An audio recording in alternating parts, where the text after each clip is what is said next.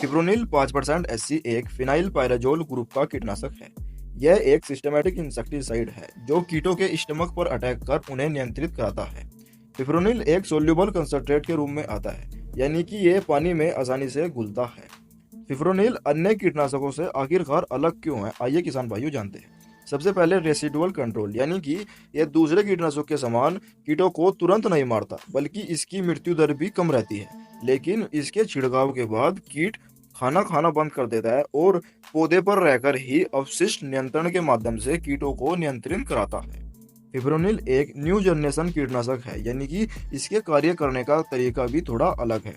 और किसान भाइयों, फिप्रोनिल को कई फसलों में प्लांट ग्रोथ इनहेंसर के रूप में भी देखा गया है, यानी कि इसके उपयोग से हानिकारक कीट पर नियंत्रण तो हम पाते ही है, बल्कि कीटों की अनुपस्थिति में यह पौधे की गुणवत्ता में वृद्धि प्रदान कराता है।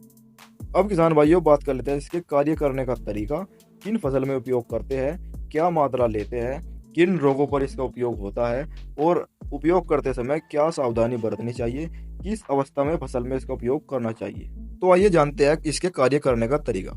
फिप्रोनिल 5% 80 का जब हम पौधों पर छिड़काव करते हैं, तब यह पत्तियों और जड़ों के दौरान पौधे के अंदर तेजी से अवशोषित हो जाता है और रस चूसने और चबाने वाले कीटों के अंदर छिड़काव के बाद जब वह कीट रस चूसते हैं तो ये उनके तंत्रिका तंत्र यानी कि नर्वस सिस्टम पर कार्य करता है, जिससे उनका सीएनएस यानी कि सेंट्रल नर्वस सिस्टम बंधित हो जाता है और वह खाना खाना बंद कर देते हैं। अब किसान भाइयों बात कर लेते हैं फसल के अनुसार इसकी मात्रा और किन कीटों पर कार्य करता है। तो सबसे पहले बात कर लेते हैं धान पर। धान में जो इसकी हमें मात्रा लेनी है वो 400 से 500 ml प्रति एकड़ लेनी है। और धान में जिन रोगों पर यह कार्य करता है तो तनाछेदक, पत्ती मोड़क, होपर और भूरा मोह और फुदका आदि पर यह कार्य करता है। उसके बाद गन्ने की बात कर लेते हैं। तो गन्ने में इसकी जो डोज लेनी है वो 600 से 700 ml प्रति एकड़ लेनी है और गन्ने में ये अर्ली सूट बोरर और जड़ छेदक पर कार्य करता है। उसके बाद मिर्च में बात कर लेते हैं। तो मिर्च में 300 से 400 ml प्रति एकड़ आपको इसकी डोज रखनी है और मिर्च में ये फल छेदक और थ्रिप्स पर कार्य करता है। और किसान भाइयों, आप इसका उपयोग पत्ता गोभी और कपास में भी कर सकते हैं।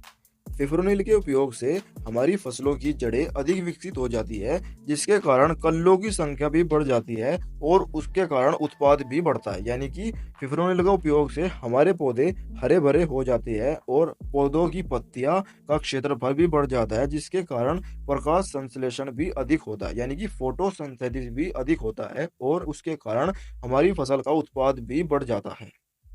अब बात कर लेते हैं किसान भाइयों, फिप्रोनिल का उपयोग हमें कब नहीं करना चाहिए। तो फिप्रोनिल का उपयोग हमें पुष्प अवस्था में नहीं करना चाहिए, यानी कि फ्लावरिंग स्टेज में इसका उपयोग हमें अपनी फसल में नहीं करना चाहिए। जब हमारी फसल पर फूल आने लगे तो इसका स्प्रे नहीं करना चाहिए, क्योंकि मधुमक्खी उस समय परागण के लिए आती है। इस समय मधुमक्खी का क्रियाकलाप बढ़ जाता है और यह फिप्रोनिल मधुमक्खी के लिए हानिकारक साबित होती है। इसी कारण हमारी फसल का उत्पाद भी कम रह जाता है। लेकिन किसान भाइयों, पुष्प अवस्था में ध्यान रख के इसका स्प्रे ना करें।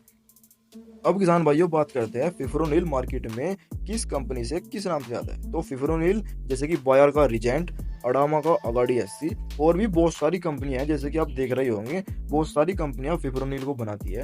अगर किसान भाइयों आपको किसी स्पेसिफिक प्रोडक्ट पर वीडियो चाहिए तो कमेंट सेक्शन में जरूर बताइएगा।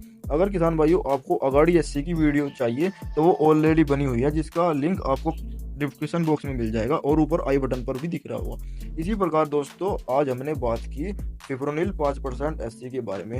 अगर किसान भाइयों वीडियो अच्छा लगा हो तो वीडियो को लाइक करना ना भूलें और कमेंट बॉक्स में अपने राय जरूर दें कैसा लगा वीडियो, आने वाली वीडियो किस टॉपिक पर चाहिए। और लास्ट में एक ही बात कहना चाहूँगा, चैनल को सब्सक्राइब करना ना भूलें, जिससे